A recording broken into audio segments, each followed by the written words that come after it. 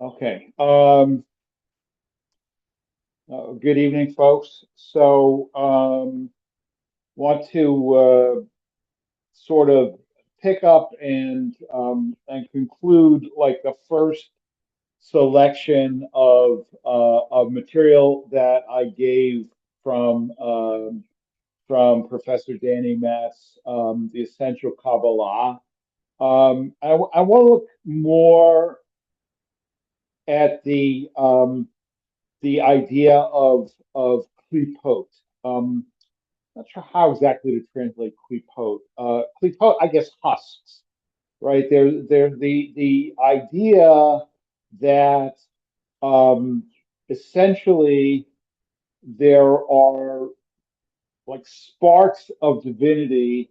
And by the way, it just started pouring here. I know, like we're somewhat spread out geographically, not massively, but so if anybody disappears, it's probably because their electricity went out.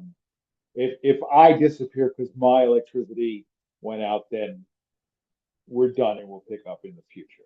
Um, but that there are sparks of divinity that are encased in matter, and um, and the idea and the task really is to release those divine sparks so that they can reunite with their source, and thus bring the universe into balance and essentially to bring the Messiah, to bring redemption. Okay, it's connected really to the idea that um, like when we were exiled from Eretz Yisrael, God went into exile with us. Okay, and that exile, and I mean, I mention this also because I sent out last Friday my rabbi's update and the debate that's going on in both the reform and the conservative movement about the role of Zionism and whether rabbinical students have to be Zionists and whether rabbis have to be Zionists and all of that. And without taking a position for or against, um, in classic Jewish thought, since the destruction of the temple, exile is not a geographic situation, it's an existential situation. Um, because God is in exile, the world is not yet redeemed, okay? And therefore, even if you live in Israel, you're still in exile because the world is not redeemed, right? And if you look, for example, at the prayer that we say for the state of Israel on Shabbat morning, what does it say? Barech et Medinat Yisrael, bless the state of Israel. Okay, that's pretty straightforward. Barech et Medinat Yisrael, Reshit Smichat Ge'ulatenu. Okay, that is actually a triple construct state, right? I mean, like you probably heard me say enough, right? Like when people say, they call our congregation Kehilat. You can't say Kehilat, right? Kehilat is like, and because like Simchat Torah, right? But Simcha, the holiday is not you can't just, right? Or Bracha Birkat Hamazon, right?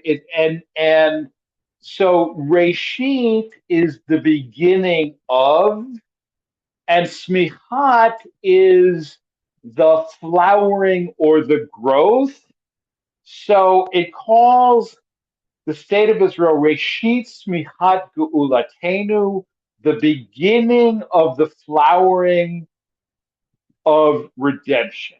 Okay, and the English translations is actually one of the few English translations in Sim Shalom that I actually think is good. It says bless the state of Israel with its promise of redemption, right? Because we certainly don't want to assert that that the state of Israel is redemption. It's not redemption, right? I mean, the world is not redeemed. Eretz Israel is not redeemed. I mean, clearly, with all the tsaris and the corruption and the enemies surrounding us and the self sabotage within us, it's not redemption, right? Can we posit that? But at the same time, we don't want to say it's meaningless, right? So we say it is it's the beginning, or at least we hope it's the beginning of redemption, right? But until that redemption is achieved, right? God is in exile too, right? And so the role and how this it's not just a question of realpolitik. It's also a theological question about the nature of God and the role of human beings in bringing redemption. And that's where, because that Hasidim are anti-Zionists, right? Hasidim are anti-Zionists, and they say why? Because it's chutzpahdik, right? God sent us into exile, and for us to take matters into our own hand and say we're going to end the exile by our own human action, this is chutzpah and it's heresy, and it shouldn't be allowed. But what's interesting is that the Hasidim are the ones who say we can bring redemption, right? We can bring redemption by performing mitzvot, and if we perform enough mitzvot, then enough sparks will be reunited with their source, and redemption will come. So it's just, to me, it is theologically kind of puzzling, because if you look at Rav Kook, who was the really the founder of religious Zionism, who was also a mystic, and that was exactly his point, that we have the ability to bring redemption by our own action, obviously in partnership with God, right? In partnership with God. But I mean, I guess the point that I want to make is that this stuff is not just sort of interesting ivory tower academic stuff, right? And look, there's nobody who loves interesting ivory tower academic stuff more than me, right? You guys know me. Um, but it's also about how we live our lives, and how the way we live our lives impacts like the very essence of the universe. Okay, so I want to turn to the last couple of pages, and of course, please, if there's any questions or comments, hop in. Um, but we'll go to the last couple of pages of the first handout that I gave. I scanned this with my cell phone, so apologies that it's kind of a little lopsided. All right. The supernal vacuum is like a field in which are sown 10 points of light. Just as each grain of seed grows according to its fertile power, so does each of these points. And just as a seed cannot grow to perfection as long as it maintains its original form, growth coming only through decomposition, so these points could not become perfect configurations as long as they maintain their original form, but only by shattering.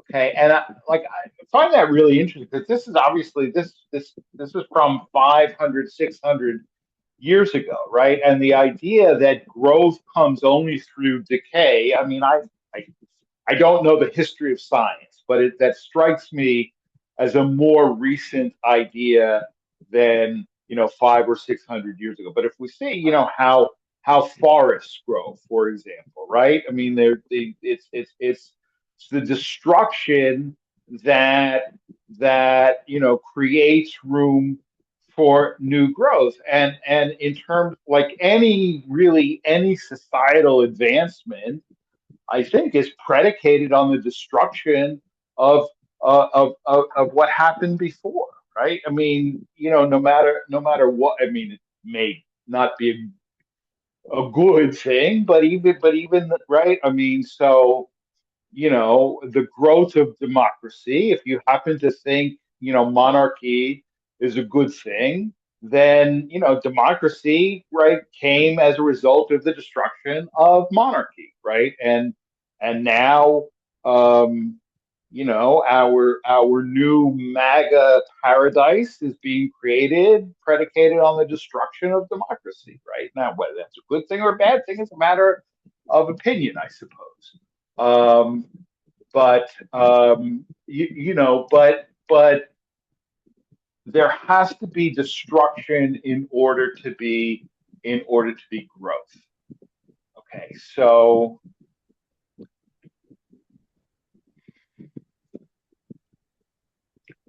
right, okay, so this is like that idea of the klipod, I think, in its purest form. Traces of the light adhered to the shards of the shattered vessels. So the word shards is klipot, and shattered vessel shbirat hakelim. Okay, so this may be compared to a vessel full of oil. If it breaks and the oil spills out, a bit of the liquid adheres to the shards in the form of drops. Likewise, in our case, a few sparks of light adhered. Okay, so like, to back up, because we covered this 2 weeks ago, right? That when God was creating the universe, right, there was essentially the Big Bang, right? The vessels broke, and because they couldn't contain all the light, they couldn't contain all of the divine light that God was trying to pour into the vessels, which also is interesting because, I've said before that the God of Judaism and the God of the philosophers is not the same thing, because it posits that God was trying to do something that God could not succeed in doing, right? And that's why the vessels shattered and they exploded, because they couldn't contain all the light that God sought to pour into them. Um, but light still adhered to these shards, to these klipot, right? So when the shards descended to the bottom of the world of actualization, they were transformed into the four elements: fire, air, water, and earth, right? This is like a classic, not specifically Jewish idea, right? From which evolved the stages of mineral, vegetable, animal, and human. When these materialized, some of the sparks remained hidden within the varieties of existence. You should aim to raise those sparks hidden throughout the world, elevating them to holiness by the power of your soul. Right? So we have these divine sparks that you know became essentially trapped in the material world, and so our task is to liberate the sparks, right? And by liberating the sparks, we end God's exile, God's sort of exile from God's self, and reunite God with God's self, and thus bring perfection, bring redemption to the universe.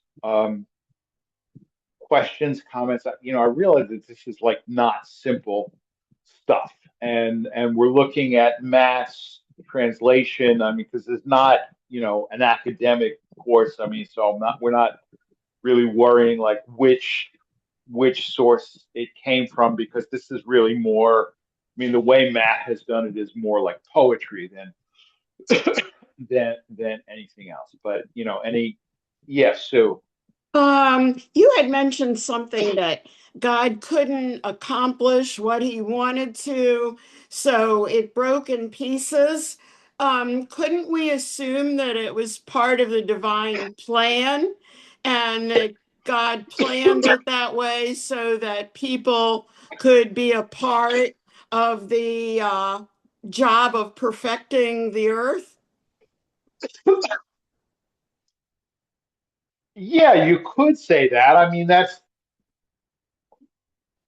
I would say that that's not the way the text presents it, right? Because I mean, very explicitly says, right, God was trying to pour the light into the vessels. The vessels couldn't contain them, so the vessels shattered, right? So, um, that, I mean, if the text thought that that God simply intended it, sorry, um, then I think it would have been phrased, differently. Having said that, um, I once heard a lecture by Rabbi Lawrence Kushner, who's also written a lot of sort of like modern mysticism, modern restatement of mysticism, and um, he talks about the expulsion from the Garden of Eden, and how Adam and Eve ate from the tree that they weren't supposed to eat from. And he posits that that was actually God's plan all along, because the way God says, eat whatever you want, right? Eat whatever you want except that one tree. You see, this one tree, right? This one tree with the neon lights and the right. Um, don't eat from that tree, right? And he says, it's like, if you've got a teenager at home, right, and you tell you know, whatever you want to do. Okay, I'm only asking you one thing, right? The top right drawer in my dresser. Don't look in the top right drawer of my dresser. Anything else you want to do, go ahead, right? Soon as the car pulls out of the driveway, what is the kid going to do? Right? Open the top right drawer of the dresser, obviously, right? So, if God said to Adam and Eve, um, if you eat from that tree, you're going to have to leave the garden and earn a living by the fruit of your brow and be responsible for it, then they would. Who needs that, right? Who needs that? It's like, the first chapter of the book of Joshua, right? They cross the Jordan into Eretz Israel, and what happens immediately? The manna stops, right? Like freedom and responsibility go hand in hand, right? So it could be that that's what God intended all along, but it's not described that way, right? Um, and you could well be right. I mean, do any of us know what God had in mind, right? But you know, what you say makes sense. Absolutely, it's not what the text says. That's for sure. All right, Joe, I you Uh, had yeah, so we are to suppose from this that all Earth is made up of these four elements that yeah, comprises all creation. Okay. yeah, right, and I mean, that's alchemy. I think it's Greek science as well, right? It um and then and right, and everything is made up. Like if you look at um like some of this stuff, like the word shamayim, right? Shamayim, which means the heavens, right? Shamayim, the rabbis say, is it's a portmanteau of two words, esh and mayim, right? Of fire and water. Esh and mayim gives you shamayim, right? And really, I mean, I remember a few years ago giving a sermon taught, I mean, the Torah is compared to both fire and water, right? And rightly so, because we can't live without them, but they can also be tremendously destructive, right? So yeah, so everything in the world is made up of those four elements. Yeah, Alan. I'm cheating because I went back and I'm looking at the notes in Professor Matt's book on page 196. But he says that in Lurianic Kabbalah, this pure brilliance is described as being removed from a point in the middle of the Ein Sof, which is the divine emptiness, through the Right. primal act of divine withdrawal, sin sum. And then he says this withdrawal produces an empty space, a vacuum known as Tehiru, which according to some accounts, actually retains a faint residue of the divine light, and the emanation proceeds into the vacuum, which is what you said. My problem here is some of the other passages here talk about how unknowable this pure light is. Right. The Ein Sof gets out there far enough that we can't track it. So who are we to say that, well, this is what he means, this is what she doesn't mean? I think the mystic, and I'm guessing, but I think the mystical aspect is that you've got to feel it at an internal level, and it comes to you almost as an intuition. Right. No, I think you're absolutely right. I mean, it's like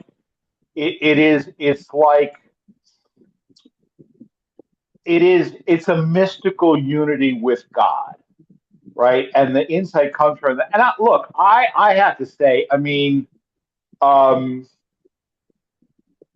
it is an open question to me whether when these Kabbalistic sources are describing things and it says, and there's 10 emanations, not nine and not 11, right? I mean, do they mean that as a description of reality or as a metaphor, right? And I don't know, right? I have said, to friends of mine, particularly like, so I do have some friends who are evangelicals, and I like to sort of, you know, give them a shtuch every now and then. I say, look, there are two types of religion. There are or religionists. There are people who realize that their metaphors are metaphors, and people who don't realize that their metaphors are metaphors, right? And to me, all of this is a metaphor. It's not a description of reality. But I am agnostic as to whether Luria or the author of the Zohar or any of these people thought that they were like actually describing reality or just a metaphor. I don't know. Yeah, Mike. Yeah, so I took a class with Chabad on their version of Kabbalah called the Tanya. And your question is exactly what hit me square in the face was how can these guys speak totally in declarative sentences without any of the caveats that Rabbi Arian puts out there, like they got the word and this is it. It's kind of amazing. Yeah, right. And there's no doubt that they think it means that it corresponds to a certain reality and is not just a metaphor, right? And it's Mhm. that look.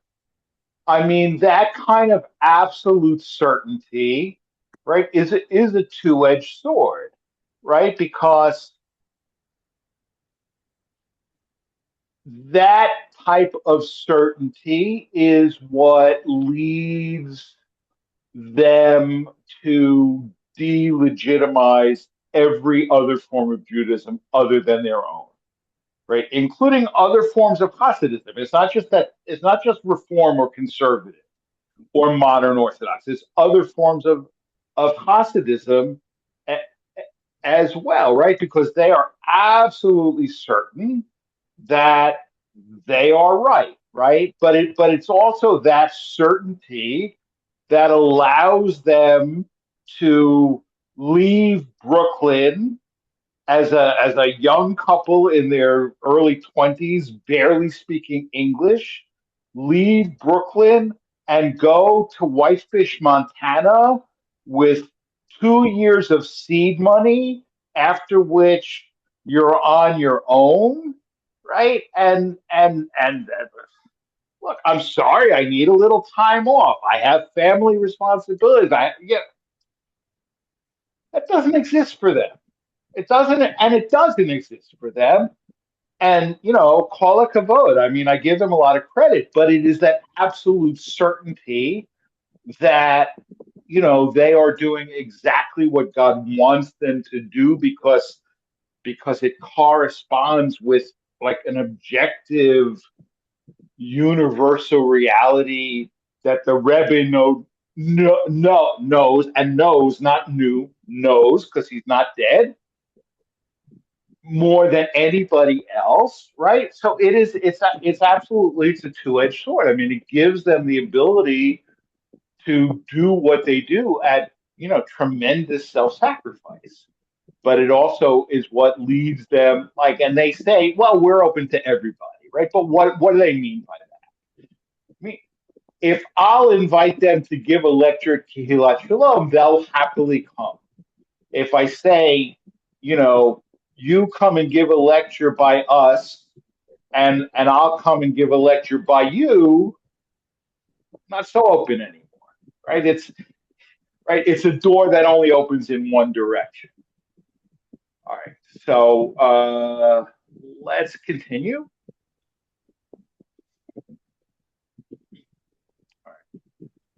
All right, so you should aim to raise these sparks hidden throughout the world, elevated into holiness by the power of your soul. Okay. The world could be created only by virtue of the action of the righteous, the arousal of those below. So God contemplated the good deeds of the righteous yet to be created, and this act of thinking was enough to actualize the thought. God drew forth life from within himself and delighted himself with holy people like those who would eventually be. This joy engendered undulation, greater delight. In the bliss of contemplating the righteous, of imagining holy people, in this fluctuation, the power to create was born. Okay, so, I don't know if the term Lamed Vavnik means anything to anybody in this group other than me. But Lamed Vav is 36, right? Lamed is 30, Vav is 6, right? And according to certain mystical ideas, right, there are 36 righteous people in the world, right? The Lamed Vavnikim, right? And God refrains from destroying the world because of those 36 righteous, right? And nobody knows who.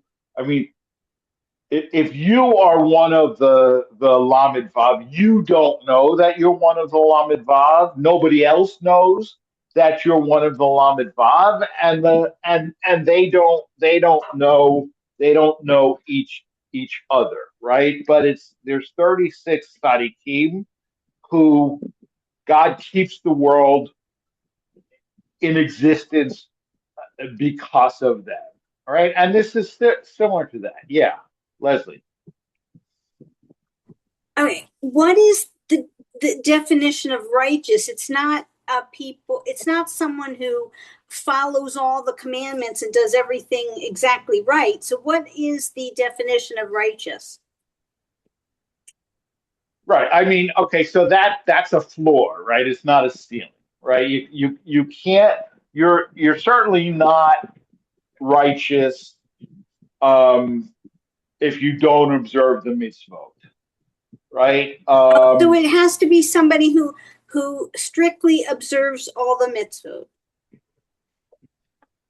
Yeah, I mean, I would imagine, like, within the context of the original text, for sure. I mean, look, colloquially, it could mean something else. I mean, I certainly, have said of this person or that person that I know that they're a Lamed Vavnik, right? That and you know they may not put on tefillin every weekday morning or whatever. So I think but being observant, I think again within this system would be. I mean, it's just sort of assumed, right? I mean, it's just like if you're in that world when these texts originated, observance is assumed, right? It's not even a choice, right? I mean, today certainly, look, there are plenty of people who study Kabbalah, and study it at a very high level, um, who are not necessarily, certainly not Orthodox observant, right? I mean, Danny Matt, I'm not sure whether Danny Matt actually is an ordained conservative rabbi or not. His father was, his brother is. I think he's also an ordained conservative rabbi, but he's not. I mean, he's not. He's observant, but he's not Orthodox. And he. I mean, I think. I don't know how he would define himself. I mean, I would say he's not just a scholar of Kabbalah; he's a Kabbalist, right? There's a difference, right? I mean, like Gershom Scholem, who I mentioned in the first class, who was a secular Jew, right, but a professor and really sort of developed the modern academic study of Kabbalah. You know, he said he analogized himself to an accountant. He said he's right. An accountant knows where the money is, right? Doesn't mean it's his money, right? And and so show him that's what he says. He says, I know right. I know all about this stuff. It doesn't mean it's my thing. It's not, at all, like he was not a mystic. He was a scholar of mysticism. All right, let's move on. All right, so. But what I find interesting about this particular text is that God is, to use a Yiddish term that my dad would have used, right? Shepping nachas, right? God is shedding nachas from these righteous people who haven't even been created yet, right? God is shedding nachas from their righteous deeds, and they haven't even like come into existence yet. But like for God, right? There's no earlier and later for God, right? Time is, I mean, God's sense of time is not the same as our sense of time, right?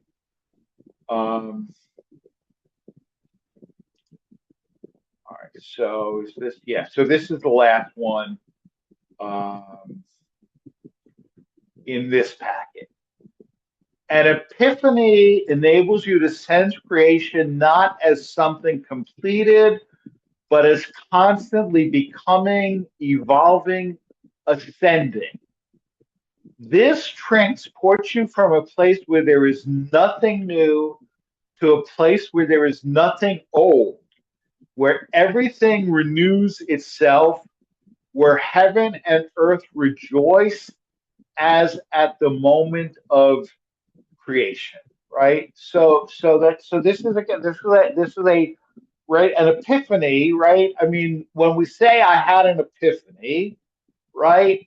I mean, it really it like colloquially it means right like this idea or this insight sort of came to me in a moment out of nowhere, right? I mean, technically, epiphany really means like an appearance of God, right? Like at Mount Sinai. Another term for that would be theophany, right?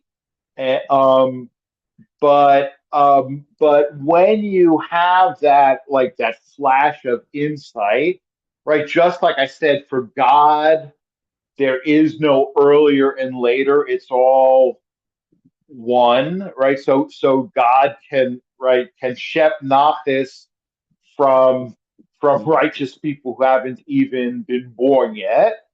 Um, there's no like creation is being renewed constantly, right? And this isn't just a Kabbalistic idea because it appears in our Siddur, right? Mechadesh b'chol yom ma'aseh bereshit. God renews.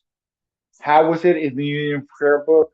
Renewest daily the work of creation, right? God renews daily the work of creation, right? Which is certainly older than this material, but that creation, right? That in other words, creation isn't static.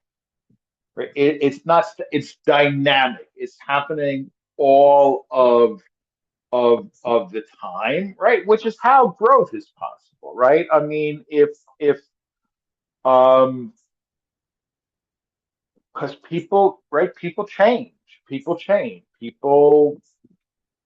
get better. People get worse, right? But you're not stuck in in the same place where you've always been because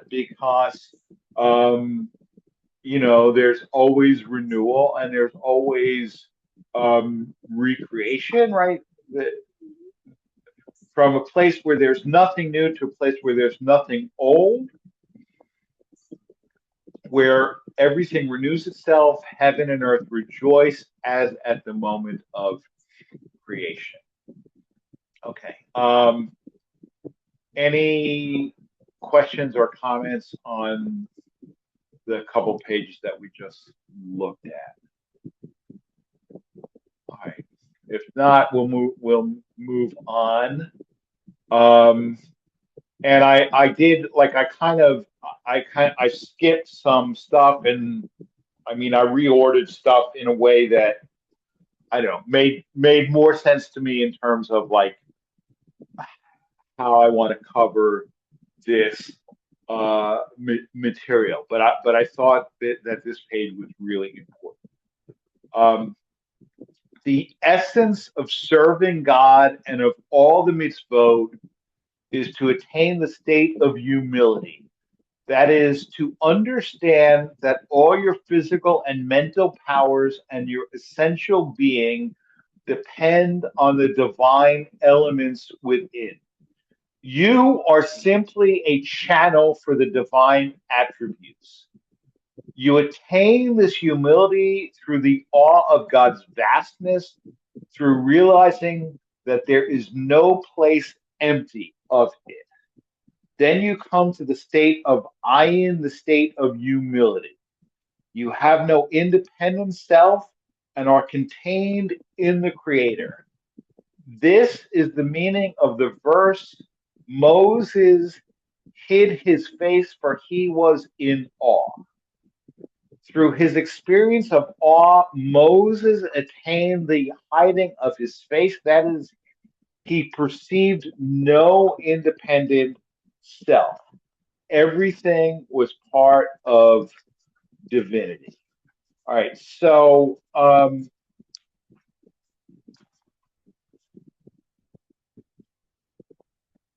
right,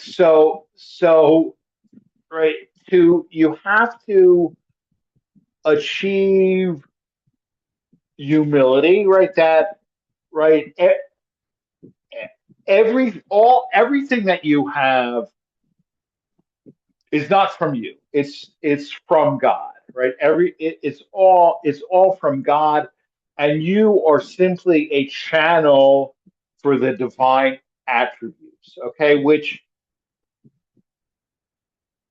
also, I mean, as a Kohen, right? I mean, and the Kohen has to be very clear, right? That the Kohen, when when I get up in Duchen, right, I'm not the source of the blessing, right? I'm the channel for the blessing, right? The blessing comes from God, and I'm just the channel, and therefore it doesn't depend on me at all, right? I became a rabbi because I suffered through 5 years of rabbinical school, right? I became a Kohen by choosing the right father, you know?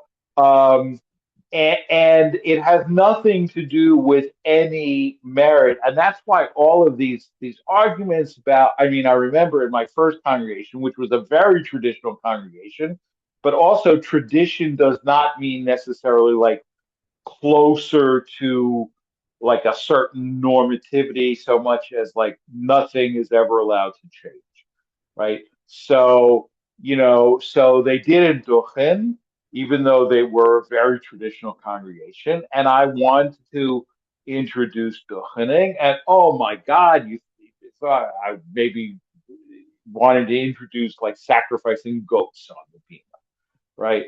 And so the one guy says, "Well, there's nobody who's religious enough," which, first of all, is a bullshit argument because it does not depend on the religiosity of the Kohen. But second of all, if I'm religious enough to be your rabbi, I should be religious enough to do it, right?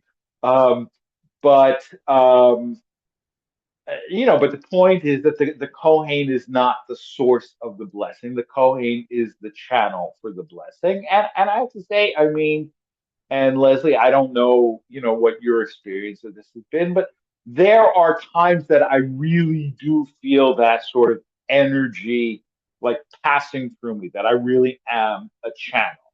Right. And there are times that I don't feel it. It's not something that you can sort of like, it's not like an Uber. Like you order the spiritual Uber and it comes, right? Sometimes it comes, sometimes it doesn't come. But there are times that I really do feel as if I am like that blessing is being channeled through me. Um and um and that's the point. I mean, just like the Kohen, if the Kohen does not realize that he or she is not the source of the blessing, but merely the channel for the blessing, then they really shouldn't be doing it. I'm not talking about halakhically. I'm talking about spiritually. Um, right? than if you don't realize that everything that you have comes from God and that you are not the source of any of it. You're the channel for it, then you can't really be, um, so that like if a person is arrogant, um, they're not really a spiritual person. I think. I mean, and not just I think. I mean, it seems to me that that's what this material is saying, right? That if you don't have humility, you're not a religious person. No matter, you may be very punctilious about prayer and about kashrut and about Shabbat, but if you don't have humility, you're not a religious. You're not a spiritual person, right? And how do you attain this humility? The awe of God's vastness, right? There is no place empty of it. The Aramaic is let atar panui mine, all right? And it is in Aramaic. Um, let atar panui mine, right? Because like it says, like when we say the Kedusha, right? Kadosh, Kadosh, Kadosh, right? Holy, holy, holy is the Lord God of hosts. Malo chol haaretz kavodo. The whole earth is full of his glory, which is not really a good translation. Malo chol really, I mean, a better way to translate that would be the fullness of the entire universe is his glory, right? That in other words, and in Kabbalistic thought, right, God and the universe are coterminous, right? Or they were originally, right? And God had to withdraw to make room for creation, right? Because otherwise there's no room for anything else but God, right? So if you realize that there's no place that where there is nowhere where God is not. I think that's a better way of putting it. There is nowhere where God is not. Um, and therefore you're always in the presence of God, right? You're always in the presence of God, and like you may do things and you may hide them from other people. But you're not hiding them from God. Um, and we do sinful things when we lose sight of that fact, right? And we think we're getting away with stuff, right? Well, again, we may be getting away with it vis-a-vis other human beings, but we're not getting away with it vis-a-vis vis-a-vis God, right? But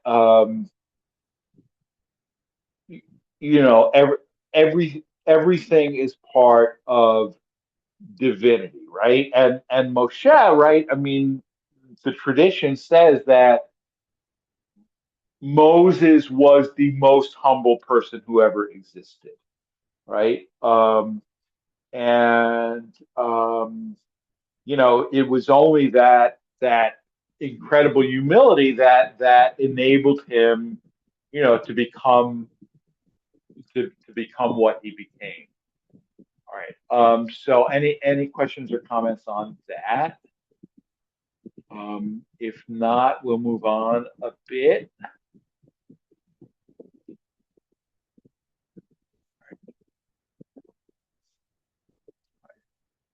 The power of the righteous. The righteous one stands gazing out at humanity. When he sees human beings engaged in Torah and mitzvot, seeking to refine themselves, to conduct themselves in purity, then the righteous one expands, filling himself with all kinds of flowing emanation from above, to pour into Shekhinah, the divine presence, in order to reward those purifying themselves, those cleaving to Torah and mitzvot. Thus, the entire world is blessed by those righteous humans, and Shekhinah is likewise blessed through them. Okay, this is, to me, this is kind of poetic, but at the same time hard to follow a little bit because, I mean, when it says the righteous one, so that's the English for the word Sadiq, right? But it sounds almost as if talking about God and not talking about a human being. But he is talking about a human being. But a tzaddik is closer to God than other people are, right? But the tzaddik gains joy by seeing people engage in Torah and mitzvot. But what is the purpose of Torah and mitzvot? To refine ourselves, right? In the same way that iron ore is refined, right? And so it's refined, and we get rid of the dross, and we have only the precious metal, the pure metal, remains by cleaving to Torah and mitzvot. So the world is blessed, right, by righteous human beings who observe Torah and mitzvah. Okay, fine. But Shekhinah is likewise blessed through them. Shekhinah is the feminine aspect of God, right? So like we have the ability actually to impact God. It's not just God, having the ability to impact us, right? But if humans defile themselves by distancing themselves from Torah and mitzvot, by perpetrating evil, injustice, and violence, then the righteous one stands to gaze at what they have done. When he sees, he gathers and contracts himself, ascending higher and higher. Then the flow of all the channels ceases, and Shekhinah is left dry and empty, lacking all good. Right? So it's interesting. Like what we say that when a tzaddik observes that people are perpetrating violence and evil and injustice, right? So, like the tzaddik withdraws, right?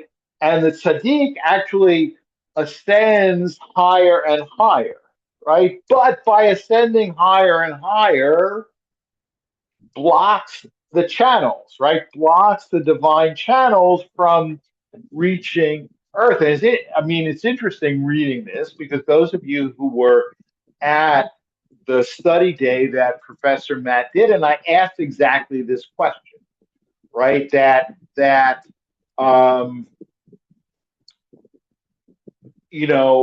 does this sort of are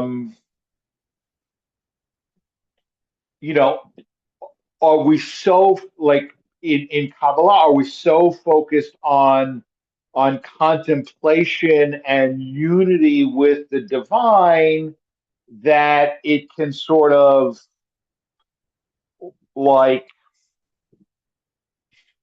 isolate us from the everyday concerns of other human beings, right? And Professor Matt said, no, quite the opposite, right? That authentic Kabbalah involves us, more and more in the needs of our fellow human beings. And I think that, he didn't point to this specific passage, but this I think is in fact, the answer to the question, that I asked. And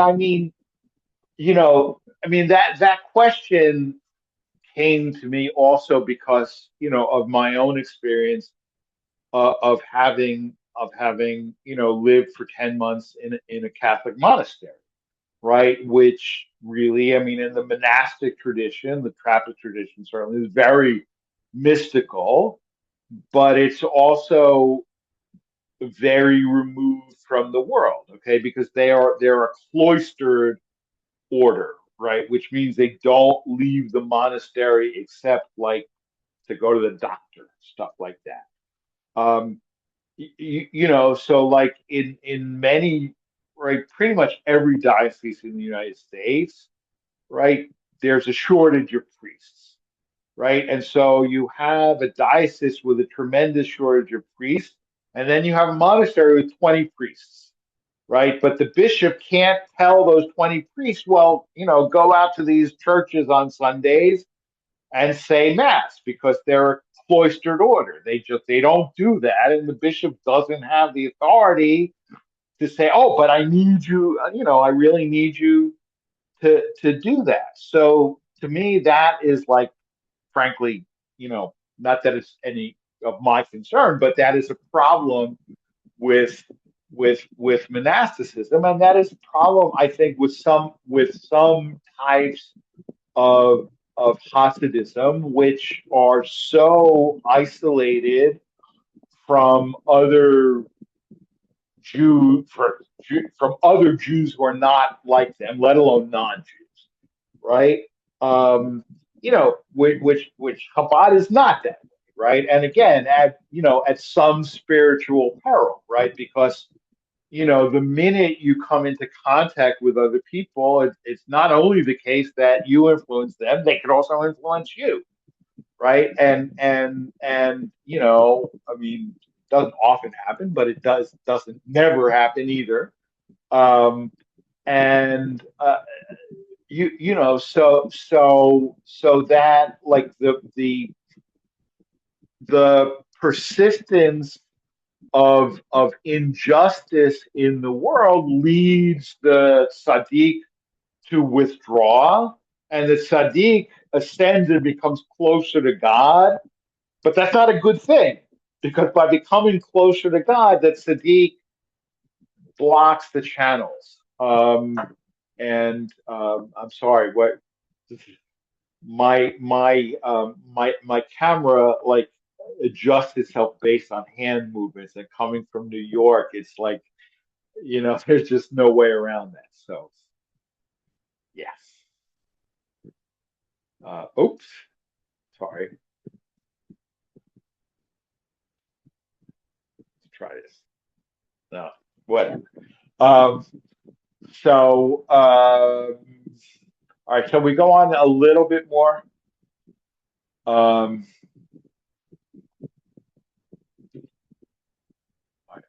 One who understands the secret understands the immense power a human has to build and to destroy.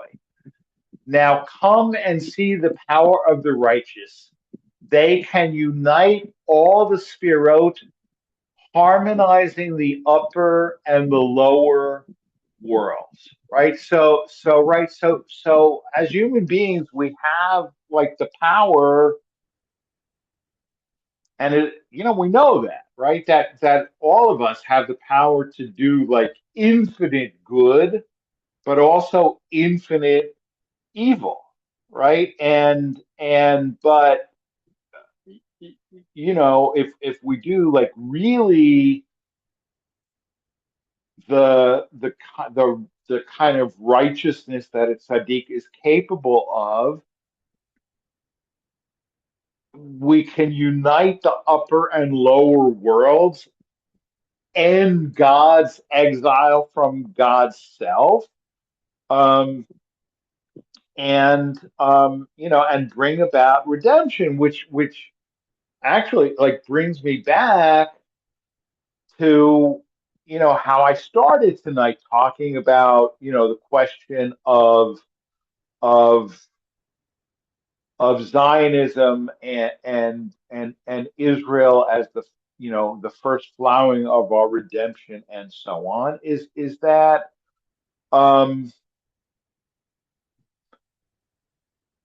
Israel, I think, has the power to be tremendously redemptive, right? But it seems clear to me that the Jewish task is not just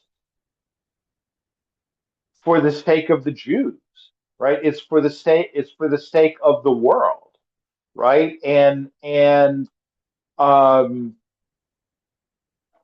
you know, which brings us back really to Pirkei Avot, right? That Hillel says, right?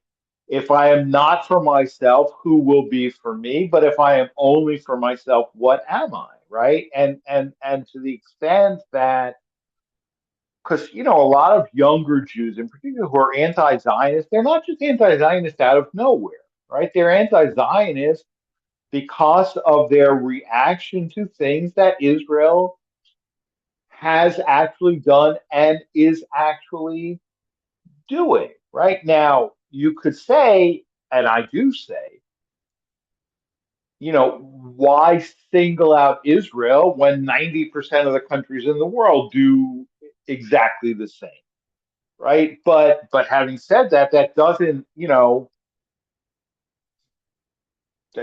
eliminate the reality of certain things that Israel has done and is doing, right? So that, you know, the human being has the power to bring creation or destruction, the ability to bring redemption or to delay redemption, and Israel, you know, and still to this day, Israel is doing both, really, because there still is a lot. I mean, there are Israeli NGOs operating all over the world, right?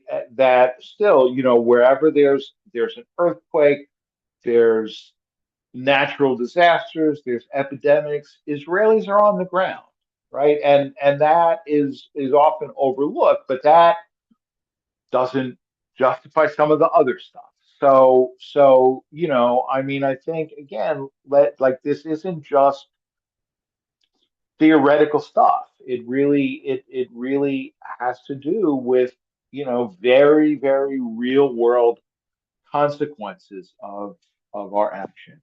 All right, questions, comments. All right, well, thanks very much.